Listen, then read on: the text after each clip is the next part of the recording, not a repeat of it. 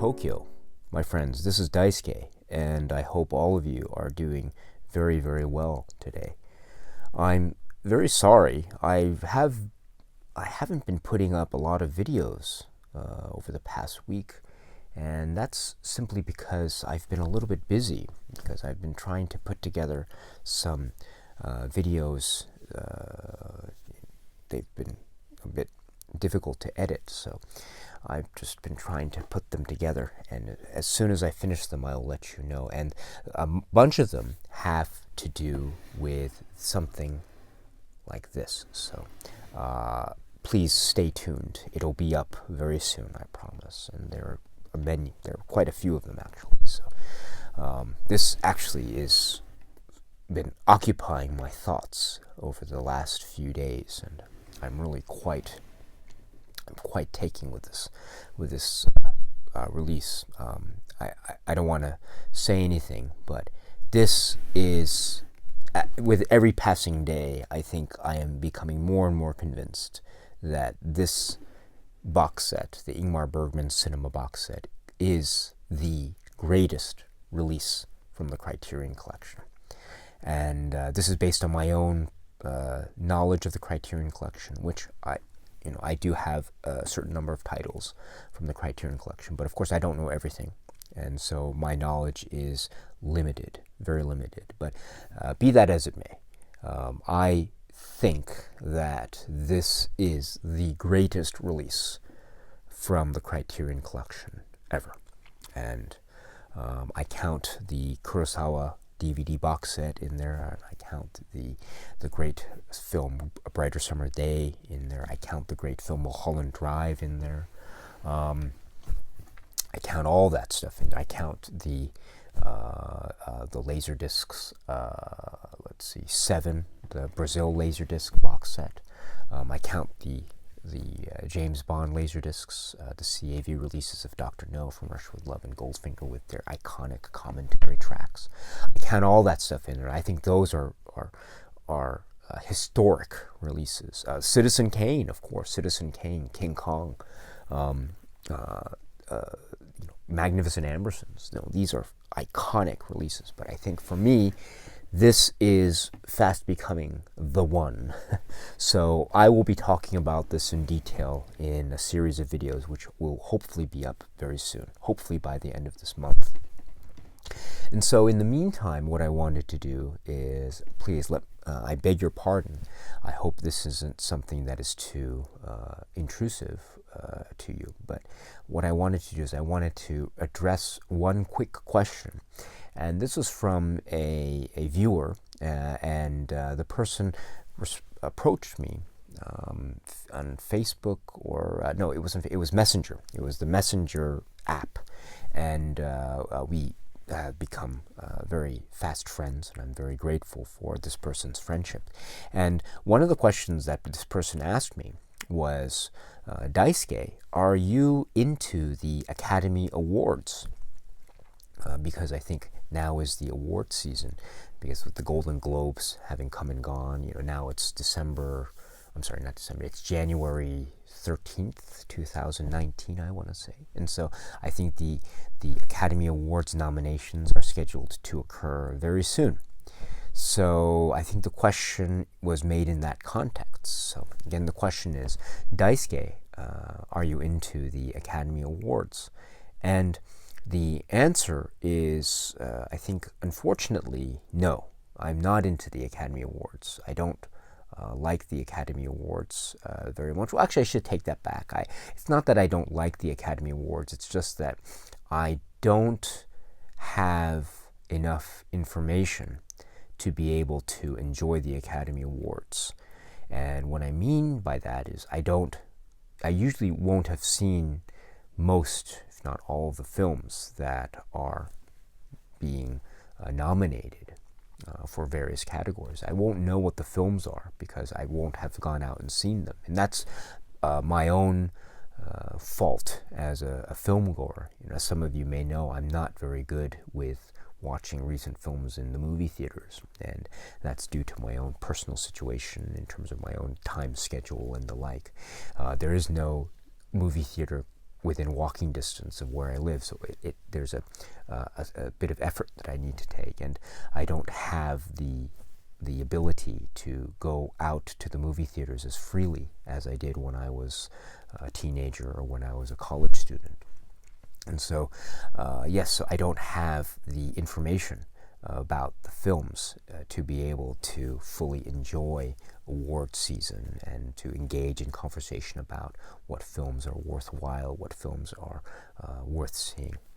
So in that respect, I don't necessarily watch the Academy Awards shows. I don't watch the awards shows in general. And I read about them after the fact. I always read the results, but I tend to forget about them soon afterwards because, again, I'm not so quick on the take, so to speak, and I tend to forget things very easily. So that's, again, all of this is just on me, and that's my own fault. So that's something I really should improve. But in the meantime, of course, it's something that it's just part of who I am. It's part of my nature. So I apologize to any of you out there who are Academy Awards fans. I don't want to offend you, and please, I think there is much worth and value in the Academy Awards. They're not perfect. They're quite flawed in many ways, and I think people who are lovers of the Academy Awards, I think, still can respect that. But even so, I still see the value and the importance of the Academy Awards because they bring attention to films that probably might have gone under the radar, films that are considered quote-unquote important. They have some kind of social or cultural message, perhaps, and they are of the times. So the winner of Academy Awards usually is something that is reflective of the times that we live in, perhaps. And so I think all of this is very important to keep in mind when we think about the Academy Award season and who are the winners and who are the nominees, etc., etc.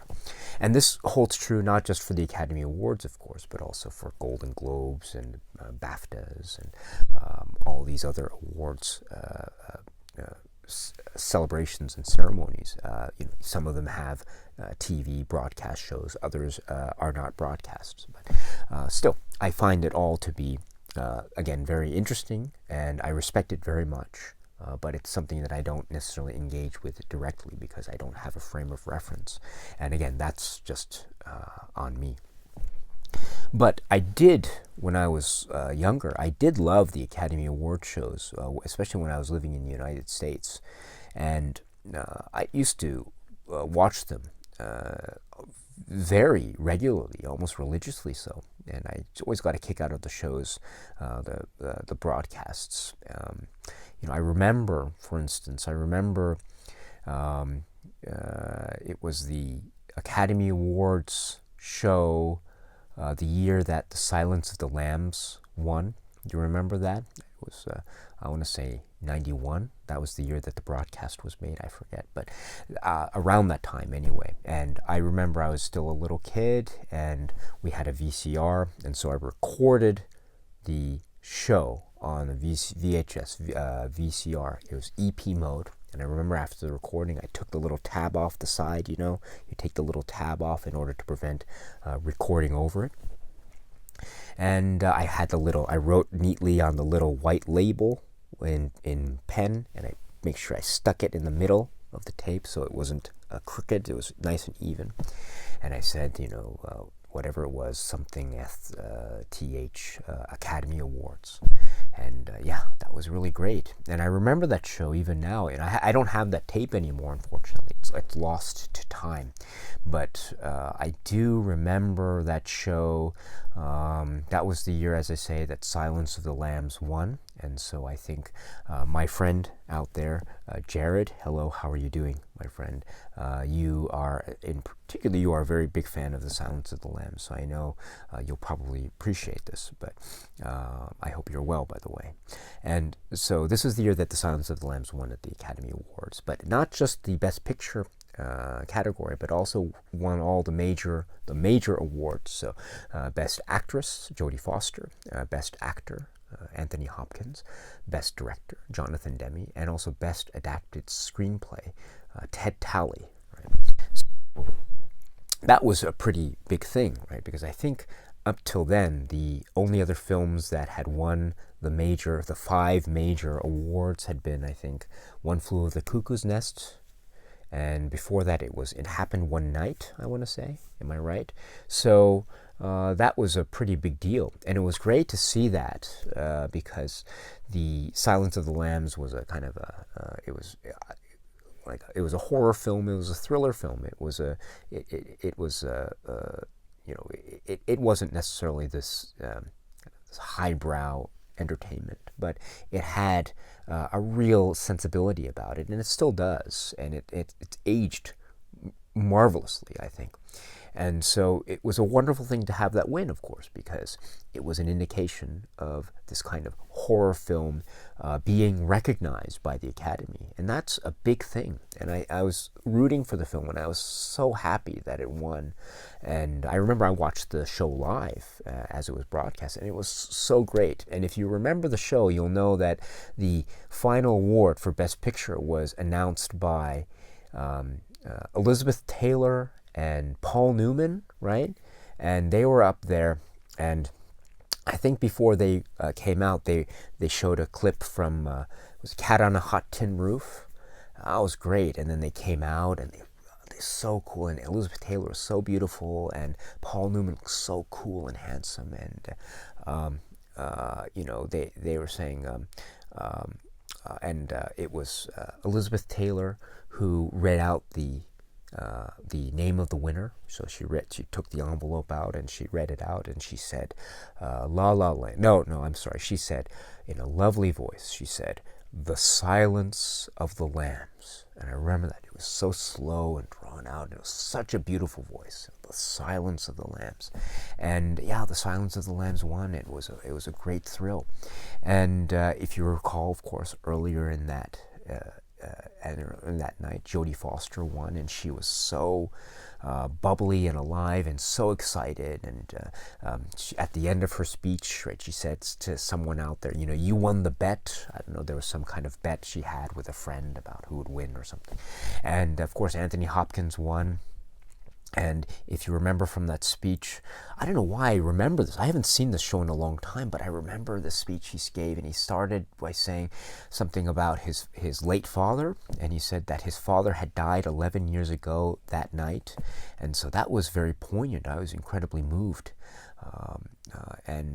That was, and Kathy Bates was the presenter of his award, and so that was a really nice thing. And but what else? Who else? Oh, yes, and Jonathan Demme, who won Best Director, he had a great speech. It was very earnest, and you could tell it was not prepared because he was stuttering and he seemed nervous because I don't know if he was expecting to win, but he was so generous in his speech. And I remember he was talking about female directors, and I think he was talking, because this was the year, if you recall, that I think Prince of Tides was that right? It was the Prince of Tides that was nominated for Best Picture, but Barbra Streisand, who was the director of the film, was not nominated as Best Director, which I think was that was a terrible thing that happened, and I think it's pretty much understood to be a major faux pas on the part of the Academy that year. It was obvious, or it seemed obvious, that this was something that was unfortunate, because it showed a kind of sexism in the industry that was it was systemic, and it was there, and so you couldn't escape it, because this was the biggest venue in town, the Academy Awards, and you had this big blight, right? Prince of Tides being nominated for Best Picture, but Barbra Streisand not being nominated. And I suppose there was a little bit of, Barbra Streisand was able to say something because she was asked to present the following year for the award for Best Director, if I recall. And that was the year that Unforgiven won, the following year. And Unforgiven, and also Clint Eastwood won for Best Director for Unforgiven.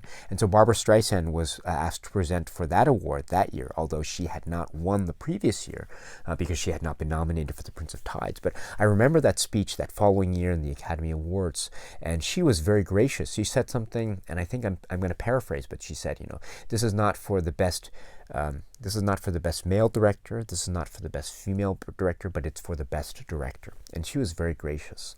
And when she announced Clint Eastwood's name, she had a little twinkle in her eye, and she had a little smile, and she tilted her head when she said Clint Eastwood. So you could tell that she was genuinely happy to have Clint Eastwood win the award for Best Director, even though she had not been nominated the previous year for The Prince of Tides, which I think was a big travesty, and it was a real shame.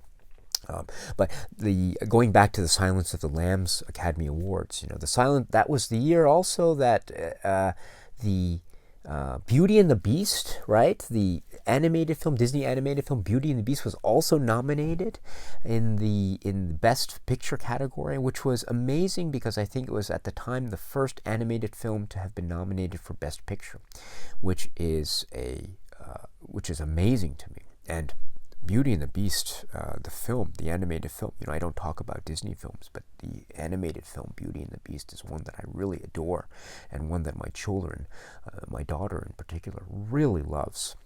There's something quite magical about that film, even to this day. It really has a power that sticks, and it's aged very well, I think. But yeah, this was also the year that Jack Palance, right? Jack Palance won for City Slickers this year, and that was great too because that was the first award of the evening, if I recall, and Whoopi Goldberg gave him the award, and he was talking about how as people get older, the number of roles that's offered to them gets slimmer and slimmer, and so he tried to show off his strength by doing the push-ups on stage, and at one point he does one-armed push-ups, which is amazing, absolutely amazing. So yeah, that was an incredible moment. There are so many great things about the Academy Awards, and I did love the Academy Awards shows, and I loved that, and I loved watching those things very much. And oh yes, was this the year also? This is the year also that Satyajit Ray was given a Lifetime Achievement Award. I apologize if I didn't get that wrong, but I seem to recall that this was the year that Satyajit Ray was given the award, and Audrey Hepburn came out to present. And it was a bit unfortunate because at the time I think Satyajit Ray was very ill. And he was in a hospital bed, I think. And so his speech was given. He was holding his Academy Award, Lifetime Achievement Award, and he was speaking very eloquently and so beautifully and so from the heart. But he was very frail and very weak, and so it was very at once touching and also very heartbreaking to see him there. And it was videotaped, so he wasn't in the hall, but obviously he had to, I think it was pre-recorded. His statements were pre-recorded, and then they were broadcast, or they were shown on the screen as people were watching in the theater. And so, so Satyajit Ray's Academy Award, and they showed clips from his films. Of course, leading the charge in that clips show was the Apu trilogy. So that was the year I think that Satyajit Ray won. But please forgive me if I got that detail wrong, because as I say, it's been so long since I've seen this particular broadcast. I'm sorry to do this, but these memories keep coming back, and it's hard to stop the waters from running once they begin. So I apologize for my lengthy response to this, but this is all to say that I did love the Academy Award shows once upon a time, and there came a point where I just not necessarily lost interest, but I wasn't able to keep up because, as I said, I wasn't watching the films, and I wasn't able to watch the films, and so I don't watch the Academy Award shows now, and maybe I should try to get back into them, but it's very difficult because I usually try to watch all the films or try to have some frame of reference, and most of the time I'm completely lost during award season, and so that is. So that is something where I think I always rely upon you, and I rely upon your knowledge and your knowledge base and your experience and your feelings about films that you've seen in the theaters recently. So if you have any particular films that you think are awards worthy or are going to be considered for awards and that you think are worthwhile and worth watching, please let me know, and I would love to hear your thoughts and comments about these. Are there any films that you think are going to be that are awards worthy, so to speak, and that you think are in particular worth watching? I know at the time of this video, I think the Academy Awards nominations have not yet been announced, so perhaps this question will be easier to answer once the nominations are announced. But in the meantime, are there any films that you think that are going to be awards contenders and that you think are actually worth watching? Yeah, I'd love to hear your thoughts because, as I say, you know much more about this than I do. And so I am continually learning from you and being educated by you. And if I can get more films that I haven't seen that are worth watching, if I can get more recommendations from you, then that would make me so happy indeed, my friends. Okay, so that's it. So again, I'm very sorry for the long-winded answer. And until we meet again, my friends, I hope you are happy and healthy and well, and that you keep continuing to watch a lot of great movies. So take care and cheers.